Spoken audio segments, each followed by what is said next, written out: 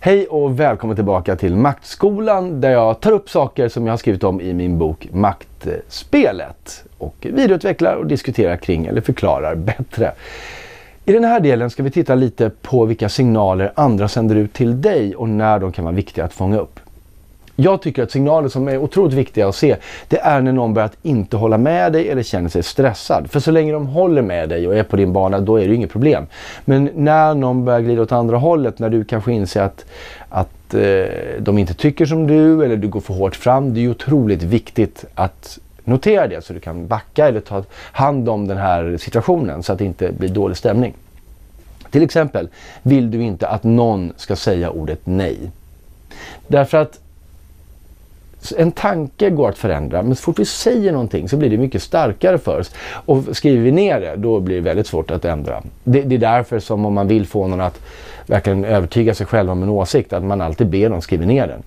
Men även bara att säga det är väldigt starkt. Så om du är i en förhandling, du vill inte höra ordet nej, för så fort personen har sagt nej, då har de också gjort det mer sant för sig själv. Du vill kunna hindra det där nejet redan innan det kommer över deras läppar, medan det fortfarande bara är en tanke.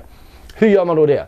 Jo, då finns det som tur var en väldigt osynlig för oss själva, men väldigt tydlig för alla andra om man vet vad man ska titta efter. Gest vi gör, eller ansiktsrörelse ska jag säga, när vi blir snabbt lite stressade som när vi inte håller med. Och det är att vi biter ihop läpparna så. Det kan vara lite grann, det kan också vara väldigt mycket beroende på hur intensiv känslan är. Och vi gör det här alltid i direkt anslutning till det vi inte höll med om eller det som stressade upp oss. Och det betyder att om du pratar med någon om någonting, lägger upp argument om något eller ni läser kanske ett avtal tillsammans och den här personen plötsligt biter ihop läpparna. Så här ser det ut när jag gör det, förut så här ser det ut när andra gör det. Så till exempel, kan också se ut så eller varför inte så här. Då, när du ser det, då vet du att här fanns det någonting den här personen inte håller med om. Så de starkt reagerade på. Och då måste du ta hand om det. Du kan ju naturligtvis inte säga att det här känner jag inte att du håller med om. För det blir inte bra heller. Utan du får ju vara lite mer smidig där. Säga någonting i stil med det här kanske går att lösa på ett annat sätt. Förresten, när vi tittar på den här punkten så får jag känsla av att vi kanske borde prata vidare om det. Vad som helst innan de hinner säga det här nejet.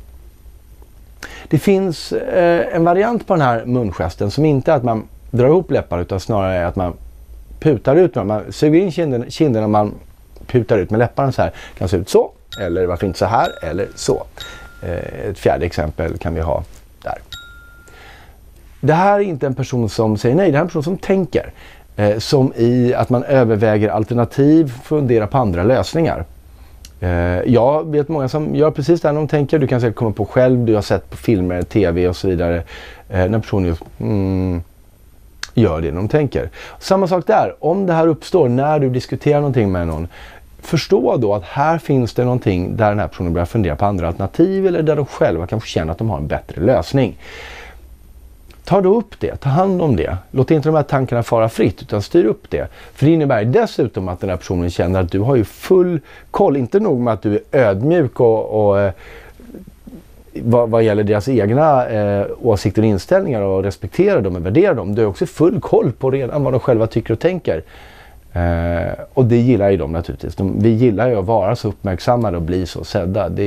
Då börjar vi tycka om dig och är mycket mer benägna att sen lyssna på hur vi ska ändra det där som vi ändå själva kände var lite halvskakigt. En sista fjärde variant när vi ändå är inne på det här. 4 exempel på den ser ut så här. Bonk. Och vad är det vi ser här? Jo, självberöring. Varför ta upp det här i samband med de här munrörelsen för nej och att vi funderar på alternativ? Jo, för det är så här att beröring lugnar oss rent fysiologiskt. Det finns ett hormon i kroppen som heter kortisol. Vi får mer av det när vi blir stressade. Men det har visat sig att beröring, när folk tar i oss, sänker kortisolnivån. Vi blir alltså rent konkret lugnare av att bli berörda. Och finns det ingen som kan ta på oss, då kan vi lika gärna ta på oss själva. Och det här innebär att om du diskuterar någonting med någon som plötsligt börjar ta en hel del på sig själv.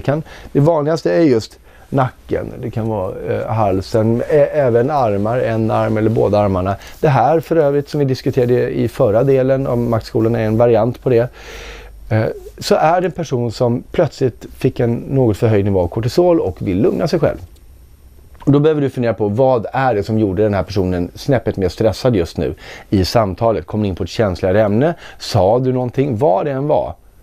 Så sitter du nu på ovärderlig information för att kunna hjälpa den här personen till ett mycket mer positivt stadie, och de kommer verkligen tacka dig för det.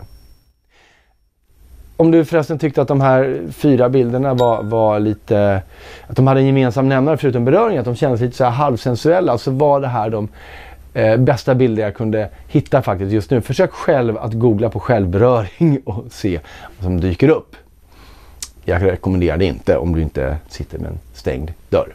Det var Maktskolan idag. Imorgon ska vi fortsätta titta lite på kroppsspråk, och vi ska titta på signaler vi sänder ut och hur vi tar makt och, inte alls tar makt, utan hur vi talar om att vi har makt eller ger bort makt när andra pratar och utan att vi har en aning om att vi gör det. Vi ses då. Ha det bra.